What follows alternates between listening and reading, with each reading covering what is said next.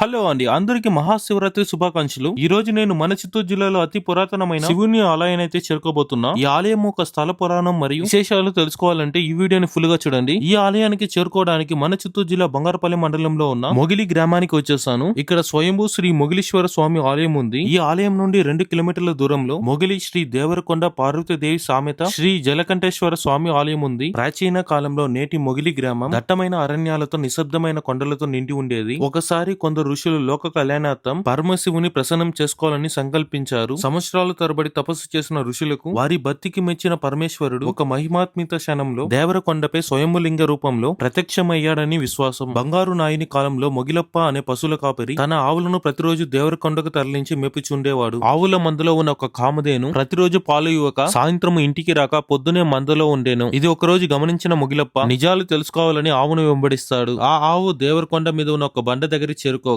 బండ దండలాగా చీలి ఆవు గృహలోకి ప్రవేశిస్తుంది. ఆవు వెంటే మొగిలప్ప గృహలోకి ప్రవేశిస్తాడు. అక్కడ శివగణములు గోవు చుట్టూ ఆడుతూ పాడుతూ ఉండగా బ్రహ్మ విష్ణువులు ఆవు ఉన్న చోటు కొద్దిసేపు నిలిచారు. పార్వతీదేవి గోవు దగ్గరకు వచ్చి పొదుగు కింద పాత్రను ఉంచగా ఆవు పొదుగు నుండి పాలు దారగా కారింది. మొగిలప్పను చూసిన పార్వతీదేవి ఎవరని ప్రశ్నించగా తాను పశువుల కాపరి అని చెప్పాడు. మొగిలప్పను పరమేశ్వరుని దగ్గరికి తీసుకెళ్లిన పార్వతీదేవి మొగిలప్ప గోవును రక్షించేవాడు అనగా పరమేశ్వరుడు మొగిలప్పను చూసి నీవు ఈ గోవును ఇక్కడ చేర్పించి కారుణ్య జన్ముడు అయ్యావని దీవించాను. ఇక్కడ చూసిన మహిమలను నువ్వు మనుషులకు చెప్పకూడదని అట్లు చెప్పినా నీ శిరసు ముక్కలవుతాయని పార్వతీదేవి చెప్పాను. అలాగే అని అమ్మవారు ఆశీస్సులు తీసుకున్న మొగిలప్ప గోవుతో పాటు ఇంటికి చేరాను. కొండ దిగి వచ్చిన మొగిలప్ప ప్రతిరోజు లింగమున్న చోట చేరి ధ్యానంతో మౌనంగా ఉండేను. భర్త వాలకం చూసిన భార్య ఎవరో మందు మాకులు ఇచ్చి మతి మార్చాన్ని అనుమానించాను. తాను భర్తను గట్టిగా నిలదీయగా చేసేదేమీ లేక రహస్యాన్ని చెప్పాలని మొగిలప్ప నిర్ణయించుకొని చితి చేర్చి దానిపై తాను పడుకొని దేవరకొండ రహస్యం చెప్పగా తన శిరసు బద్దలై ప్రాణాలు కోల్పోతాడు. తానే భర్తను చంపేశానని అనుకున్న భార్య ఆ చిట్టి మంటల్లో దూకి ఆహుతి అయింది. ఈ చితి మంటల నుండి 2 దీపాలు వెళ్లి దేవరకొండలో ఉన్న గృహలో చేరింది. ఓం నమ శివాయ.